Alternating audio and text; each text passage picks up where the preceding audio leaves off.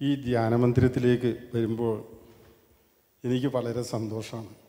കാരണം ഇവിടെ ഓരോ ശുശ്രൂഷ ചെയ്യുമ്പോഴും അത് വളരെയധികം നന്ദിയോടുകൂടിയാണ് ഞാൻ സ്മരിക്കുന്നത്. ഈ ആദ്യ ശനിയാഴ്ച വന്നതിന് ശേഷം ഞാൻ തിങ്കളാഴ്ച ആയപ്പോൾ ഞാൻ ആ മറവിൽ അങ്ങനെ ഇരിക്കുകയായിരുന്നു. പുറകിലായിരുന്നു ഞാൻ, പിന്നെ ആ മറവിലായി വന്നിരിക്കുന്നത്. അങ്ങനെ ഇരുന്ന് പ്രാർത്ഥിച്ചുകൊണ്ടിരിക്കുമ്പോൾ ഈശോനെ കാണാൻ ഒരു വല്ലാത്തൊരു ആഗ്രഹം. അപ്പം ഞാനിങ്ങനെ പ്രാർത്ഥിച്ചുകൊണ്ട് ഒന്നും കണ്ടില്ല അന്ന്. അങ്ങനെ പ്രാർത്ഥിച്ചുകൊണ്ടിരിക്കുമ്പോൾ പെട്ടെന്ന് ഈശോ ഒരു കർഷകൻ്റെ രൂപത്തിൽ എനിക്ക് കാണാൻ കഴിഞ്ഞു. ആ കളറിലുള്ള രൂപത്തിൽ ഈശോ ഇവിടുന്ന് പൂട്ടുശാലയിലേക്ക് അങ്ങ് പോയി. പൂട്ടുശാലയിലേക്ക് ഇവിടുന്ന് പോകുന്ന വഴി ഫുള്ള് പിള്ളേരായിട്ടാണ് പോണത്. പിള്ളേരായിട്ട് പോയിട്ട് അപ്പോൾ അച്ഛൻ ഇവിടുന്ന് വിളിച്ചു പറയണ്ടായി. ഞാൻ 2-3 ദിവസമായിട്ട് ഇത് പിന്നെ മിണ്ടാതിരിക്കുകയായിരുന്നു, പറയാതെ അങ്ങനെ ഇരിക്കുകയായിരുന്നു. അപ്പോൾ ഇവിടുന്ന് അങ്ങനെ പോകുമ്പോൾ ഈ പൂട്ടുശാലേൻ്റെ സെൻറ്ററിൽ പിന്നെ അന്ന് മാറ്റം ചെയ്തിട്ടുണ്ട്. ഈ ഇതെല്ലാം 3 സെക്ഷനായിട്ട് അവിടെ മാറ്റിയിട്ടുണ്ട്. അച്ഛാ അന്നൊരു പ്രത്യേക ഇതായിട്ട് നിങ്ങൾക്ക് ഭക്ഷണം കഴിക്കുന്ന സ്ഥലം പ്രത്യേകമായി മാറ്റിയിട്ടുണ്ടെന്ന് പറഞ്ഞു. അപ്പോൾ ഞാൻ വിചാരിച്ചു കഴിഞ്ഞപ്പോൾ അവിടെ നിന്ന് എങ്ങോട്ട് മാറാനാണെന്ന് ഇത് ഇങ്ങനെ ചിന്തിച്ചിരുന്നു. അപ്പോൾ നോക്കുമ്പോൾ ഈശോ ഇവിടുന്ന് പോയിട്ട് ഒരു മുട്ടി കഷ്ണത്തുമ്മയാണ് അവിടെ ഇരുന്നത്. ഒരു വീട്, അങ്ങനെ ചെറിയ വീടത്തിൻ്റെ അതിന് ചുറ്റും പിള്ളേരങ്ങ് നടന്നു. അതിൽ നിന്ന് 2 പിള്ളേർ ഭക്ഷണം മേടിക്കാൻ വേണ്ടിയിട്ട് അവിടെ പോയി. അതിലാരോ വലിയ ആളൊന്ന് പിന്നെ തട്ടിയ പ്ലേറ്റിന്ന്.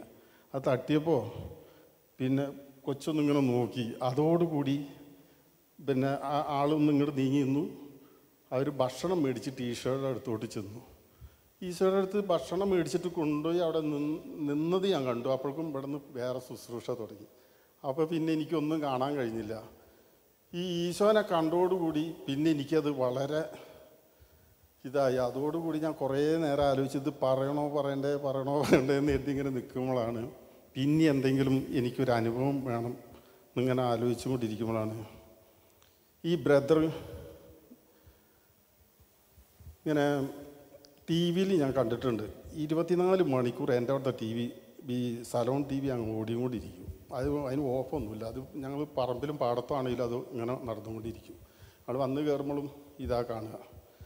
ആ സമയത്ത് എപ്പോഴും ടി വിയിൽ കാണുമ്പോൾ ഇങ്ങനെ കാണിക്കും. അപ്പോൾ ഞാൻ ഇങ്ങനെ നോക്കിയിരിക്കും, എന്താണ് ഇത് സംഭവം എന്ന് എനിക്കിങ്ങനെ ഒരു പിടുത്തം കിട്ടുന്നത്. അത് ഞാൻ ഇവിടെ വന്നപ്പോൾ ഈ തോളുകൊണ്ട് ഇങ്ങനെ ഇതാണ്. അപ്പോൾ ഞാൻ അന്നേ പറഞ്ഞു ഇത് പരിശുദ്ധാത്മാവ്. അപ്പോൾ ഞാൻ വിളിച്ചു പറഞ്ഞു, മോമനെ ഇത് പരിശുദ്ധാത്മാവിൻ്റെ ഇതുകൊണ്ടുള്ളതാണ് ഈ ബ്രദർ ഇങ്ങനെ കാണിക്കണേന്ന് പറഞ്ഞു. അപ്പോൾ ഞാനവിടെ ഇരുന്ന് ഇങ്ങനെ ചിരിക്കും ഈ ബ്രദർ. ഇപ്പോൾ ഇവിടെ വന്നപ്പോൾ ബ്രദറിൻ്റെ ഒപ്പം ഇങ്ങനെ നിന്നിട്ടിത് വളരെ സന്തോഷം എനിക്ക്. അവിടെ ഇരുന്ന് നോക്കുമ്പോൾ ഈ വചനം ബൈബിള് എനിക്ക് എടുക്കുമ്പോൾ ഈ സങ്കീർത്തനം കിട്ടും. ഈ സങ്കീർത്തനം കിട്ടിക്കഴിഞ്ഞാൽ ഞാനിത് വെച്ച് ഇങ്ങനെ നോക്കും. ഇത് പാടാനും പറ്റും, എല്ലാം ചെയ്യാൻ പറ്റും. അപ്പോൾ ഞാൻ വെറുതെ ഇങ്ങനെ മൂളിപ്പാട്ട് പാടി കൊടുക്കുക. അപ്പോൾ അന്നേരം അത് പിന്നെയാണ് എനിക്ക് ഇവിടെ നിന്ന് മനസ്സിലാണ് അത് പാട്ട് പാടിയ പാട്ടിൻ്റെ രൂപത്തിൽ ഇത് പാടാൻ കഴിയുമല്ലോ എന്നുള്ളത് മനസ്സിലായത്. അങ്ങനെ ഞാൻ ഈ ബൈബിള് പിന്നെ എടുത്ത് പിന്നെ ഇങ്ങനെ പ്രാർത്ഥിച്ചുകൊണ്ടിരിക്കുമ്പോൾ കുർബാനേൻ്റെ സമയത്ത് ഈ ബൈബിളിൻ്റെ നടുക്ക് പെട്ടെന്നൊരു ഫോട്ടോ അങ്ങോട്ട് രൂപപ്പെട്ടു.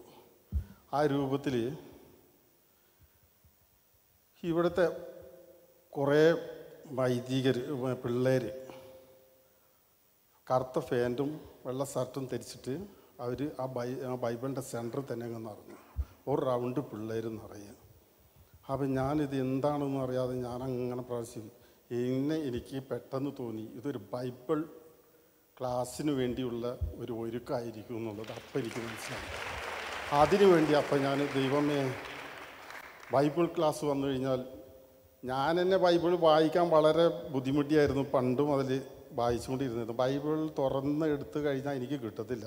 അത് നമ്മളെ ഈ രാജു ബ്രദർ ഒരു ദിവസം ഉണ്ട് ആ കൂടാരത്ത് ഉണ്ണീസയുടെ കൂടാരത്തുനിന്ന് എന്തോ ഈ ചേട്ടൻ ചെയ്യുന്നതെന്ന് പറഞ്ഞിട്ട് ബൈബിളിൽ നിന്ന് ഒറ്റ മറിക്കില്ല. അതേ ഭാഗം കൃത്യമായിട്ട് കിട്ടി.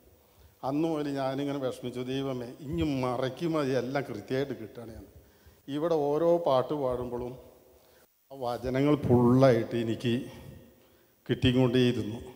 ആ ഒന്നിനും മാറ്റം വന്നില്ല. അതേപോലെ അക്ഷരം പെട്ടെന്ന് എഴുതാൻ നേരത്ത് മാറ്റങ്ങൾ വരും. അവിടെ കാണണ്ടെങ്കിൽ പാണ്ടാവില്ല, പാണ്ടെങ്കിൽ കാണണ്ടാവില്ല. അപ്പോൾ ഞാനതങ്ങനെ എപ്പോഴും ഇങ്ങനെ വിഷമം ഉണ്ടായിരുന്നു എനിക്ക്. കാരണം അത് എൻ്റെ തലേന്ന് പോണതാണോ എന്താണെന്ന് എനിക്കറിയില്ല. അപ്പോൾ ഒരു ജ്ഞാനത്തിന് വേണ്ടി ഞാൻ അങ്ങനെ പ്രാർത്ഥിച്ചു. കർത്താവേ, ജ്ഞാനം ഫുള്ളായിട്ട് എനിക്ക് തരണം. ആ ജ്ഞാനത്തിന് വേണ്ടി ഞാൻ പണ്ടും പ്രാർത്ഥിക്കലുണ്ട്. പക്ഷെ അത് ഇപ്പോൾ ശരിക്കും പ്രാർത്ഥിച്ചപ്പോൾ കുറച്ച് ഭാഗങ്ങളൊക്കെ നന്നായിട്ട് എഴുതാൻ, ക്ലിയറായിട്ട് എഴുതാനുള്ള കൃപ എനിക്ക് കിട്ടി. അപ്പോൾ മാത്രമേ